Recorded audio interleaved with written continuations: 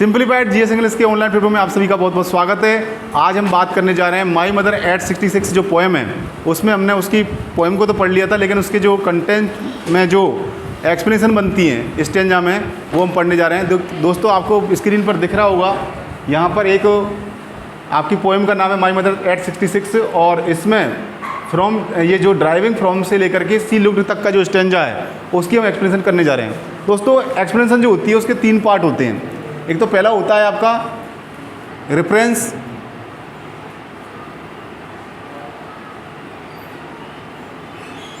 और दूसरा पार्ट होता है आपका कंटेक्स्ट,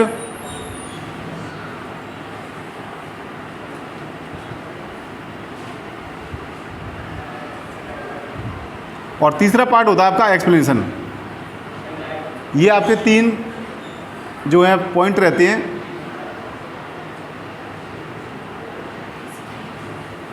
और ये आपका एक्सप्लेनेशन।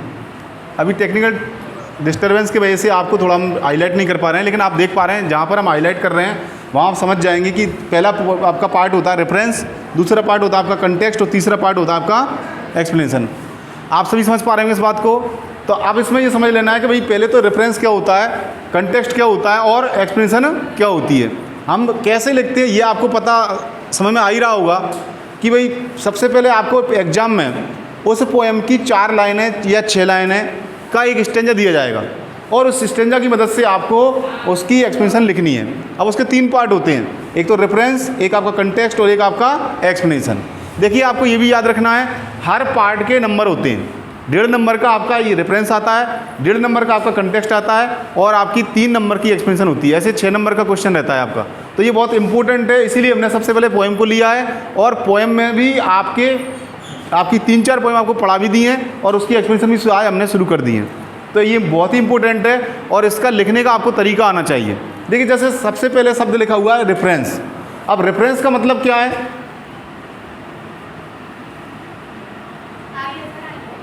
अब देखिए, ये आपका कंटेक्स्ट आपका मैंने हाईलाइट कर रखा है। यहाँ पर देखिए एक्सप्लेनेशन, ये भी आपको अभी थोड़ा सा एंकर रहा है इसलिए दिक्कत आ रही है, और इसके बाद ये भी हाईलाइट हो जाएगा थोड़ी देर बाद।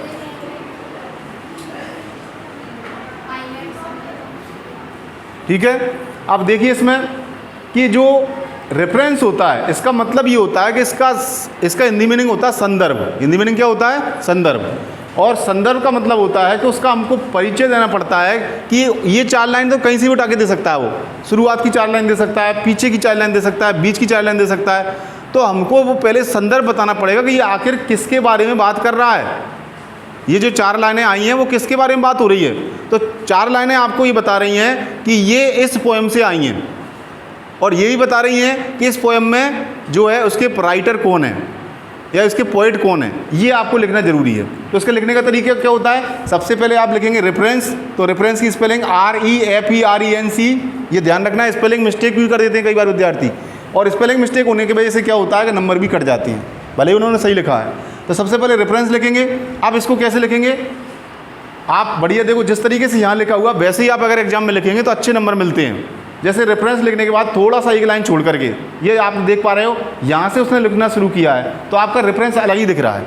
और आप चाहो तो एग्जाम में रेफरेंस को अंडरलाइन भी 2 बार लाइन फेर करके अंडरलाइन कर सकते हो, जिससे आपका एग्जाम में वो क्वेश्चन अलग ही दिखाई देगा कि यहाँ पर इसने एक्सप्लेनेशन कर रखी है। अब दूसरे नंबर पर आपको यहाँ पर क्या करना है? यहाँ पर लिखना है these lines have been taken. ठीक है, ये कॉमन लाइन है। हर प्रकार की एक्सप्लेनेशन जहाँ भी आप रेफरेंस लिखोगे वहाँ पर ये जरूर आप लिखोगे, these lines have been taken from the poem.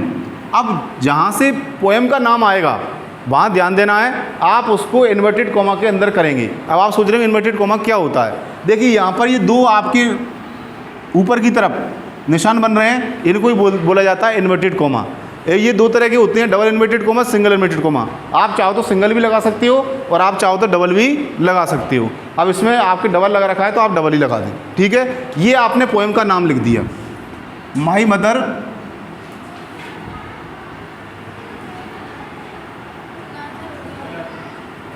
जैसे कि ये पोएम का नाम है माई मदर एट 66।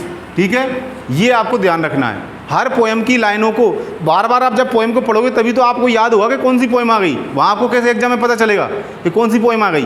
तो आप बार बार पढ़ोगे तभी आपको पता चलेगा कि ये वाली पोएम की लाइन है ये। दूसरी बात, आपको फिर कवि का नाम भी पता होना चाहिए कि कवि कौन है। तो देखिए यहाँ पर पोएट जो है वो कमला दास है, ये भारत की रहने वाली हैं।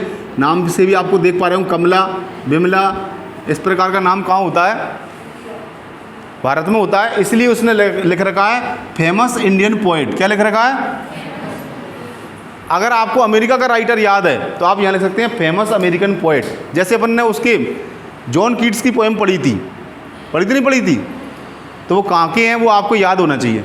तो आप लिख सकते हैं famous British poet, famous American poet, famous Japanese poet, ऐसे आप लिख सकते हैं। तो इससे आपके शब्द बढ़ते हैं और उससे एग्जामिनर भी जो है वो समझता है कि बच्चे को यही मालूम है कि ये पोएट कहाँ का है, इसका मतलब इसने अच्छे से पढ़ा है। और जहाँ आपका अच्छा प्रभाव पड़ गया वहाँ पर आपको अच्छे नंबर भी मिल जाते हैं। ठीक है, तो देखिए आपको यहाँ पर एक्स्ट्रा बात उसने लिखी है इस आंसर में, फेमस इंडियन पोएट। ये एक एक्स्ट्रा बात हुई जो अन्य बच्चे नहीं लिखेंगे। ठीक है ना, ज़्यादातर बच्चे केवल कविता का नाम और कवि का नाम लिखते हैं, पोएट और पोएट जो है पोएम का नाम लिखते हैं। तो ये आपके लिए एक एक्स्ट्रा बात हो गई।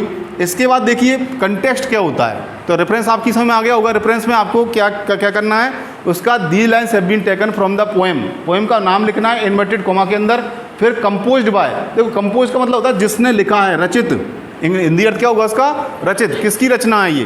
तो रचना बाय के द्वारा, बाय का मतलब क्या होता है? के द्वारा। किसके द्वारा? Famous Indian poet. ये अपन ने अपनी तरफ से जोड़ दिया, फेमस इंडियन पोएट, और उसका नाम लिख दिया कमला दास।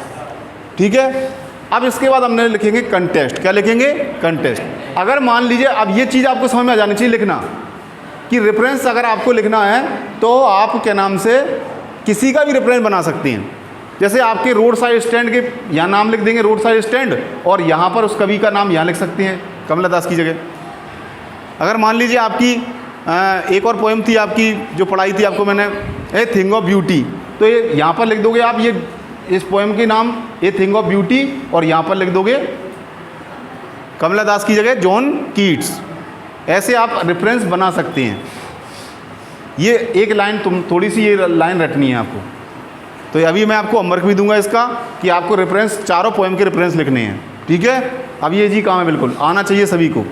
अब आगे देखिए यहाँ पर कंटेक्स्ट। कंटेक्स्ट में क्या होता है? कंटेक्स्ट में हम वो बात लिखते हैं जो पोएम में चल रही है, पूरी पोएम में क्या बात की गई। तो आपने पढ़ा था कि इसमें, आपने पढ़ा था कि इसमें जो पोइटेस है वो अपने क्या नाम से कोचीन से एयरपोर्ट तक जा रही थी, है ना, कार चलाते हुए। उसने देखा पीछे उसकी जो मदर बैठी है जिसकी उम्र 66 साल है, वो काफ़ी उदास है, उसका चेहरे उदास हो रहा है। ऐसा लग रहा है winter moon, late winter moon की तरह लग रहा है। जैसे विंटर में यानी सर्दी के मौसम में कोहरा चारा रहता है तो जो चंद्रमा है वो ज़्यादा चमकता नहीं है, उसकी रोशनी बहुत ही कमज़ोर होती है।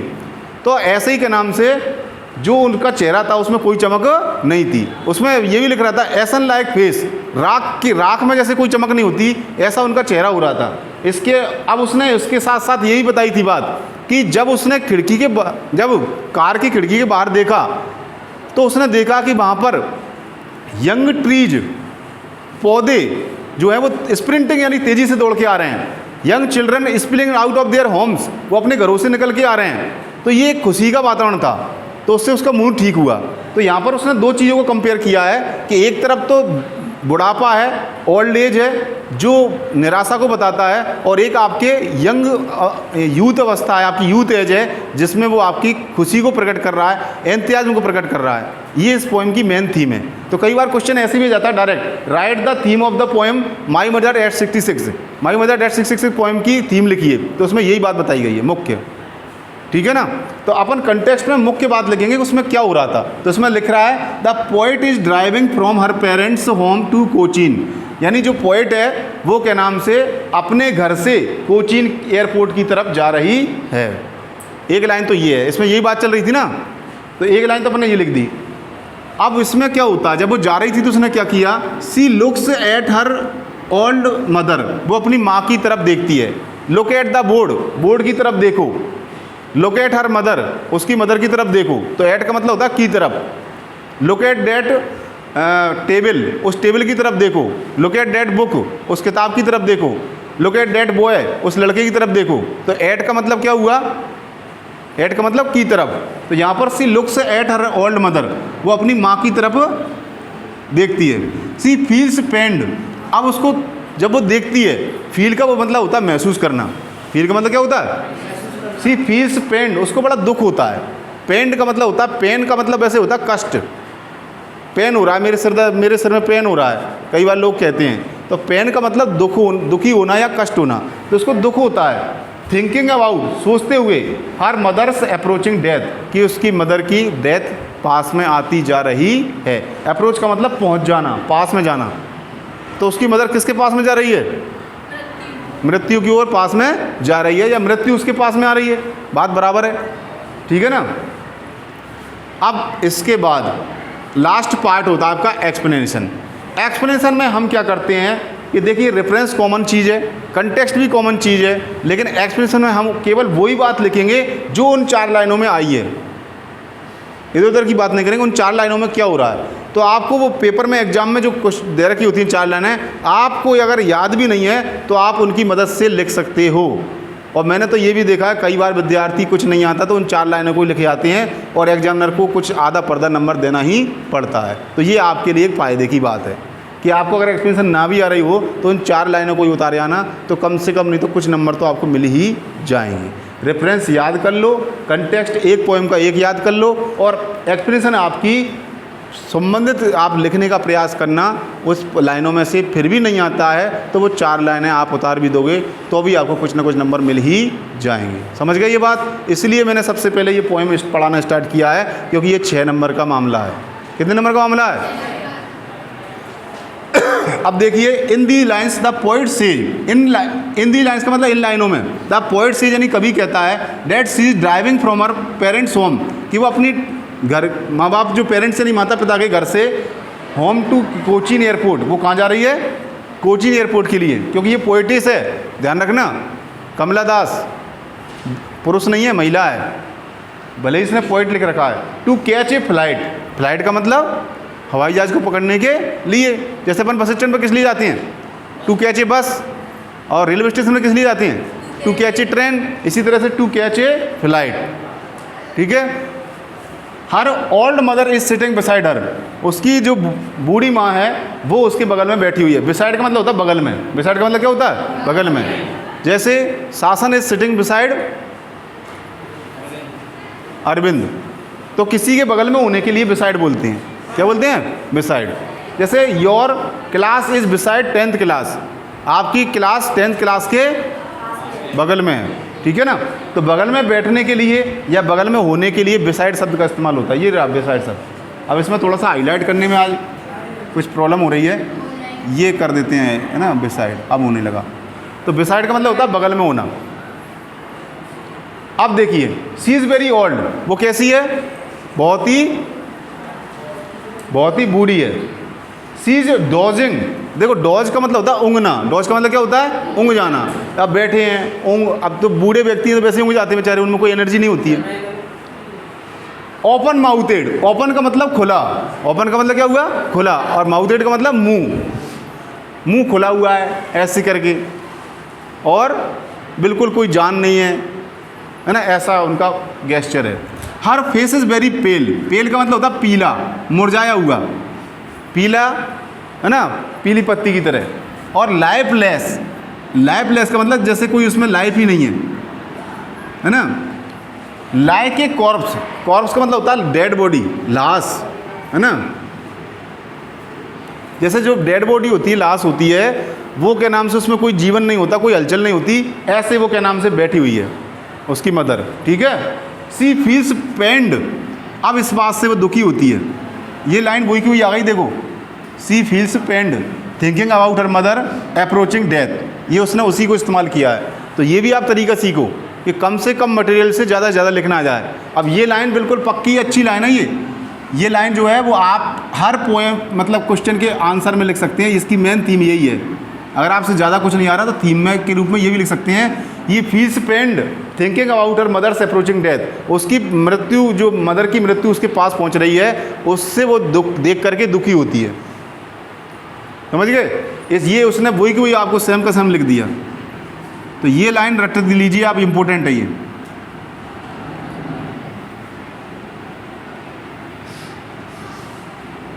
अब देखिए ध्यान से, कभी कभी ऐसा हो जाता है कि आप कुछ लिखना चाहते हो एंड में और वो स्पेलिंग बड़ी है, अब आधी स्पेलिंग तो इधर लिख दी और आधी स्पेलिंग इधर लिख दी, तो उसका तरीका ये होता है कि यहाँ पर डैश का निशान लगाएं आप, जिसने लगा रखा है डैश का निशान, अब बाकी स्पेलिंग इसने यहाँ पर लिखी है, तो ये डैश ये बता देता है कि बाकी बची हुई स्पेलिंग यहाँ पर आ गई है, ये शब्द यहाँ पूरा हो रहा है। और अगर आपने डैश नहीं लगाया तो वो उसको एक शब्द इसको अलग मान लेगा और इसको अलग मान लेगा, और अलग अलग होने का मतलब अर्थ ही बदल जाएगा। इसलिए आपको ध्यान रखना है लिखते समय कि अगर आपकी स्पेलिंग पूरी नहीं हो पा रही है, एंड में पहुंच गए, तो पीछे डैश का निशान लगा दो। तो इस तरीके से दोस्तों ये आपको हमने एक्सप्रेशन बताई है माई मदर एट 66 की। इसकी दूसरी भी आपको एक्सप्रेशन बताएंगे बाद में। आज के वीडियो में आपको जो इंपॉर्टेंट बात बताई गई उनको आप ज़रूर याद करोगे, और अगर आप इसको लर्न कर लोगे तो ये आपके लिए बहुत फ़ायदा रहेगा। अगर आपको हमारा वीडियो अच्छा लगा तो प्लीज़ इसको लाइक कीजिए, शेयर कीजिए, चैनल को सब्सक्राइब कीजिए और बेल आइकन को दबाना मत भूलिए, जिससे कि आपको नए वीडियो की नोटिफिकेशन तुरंत प्राप्त हो जाए। Thank you very much, have a nice day.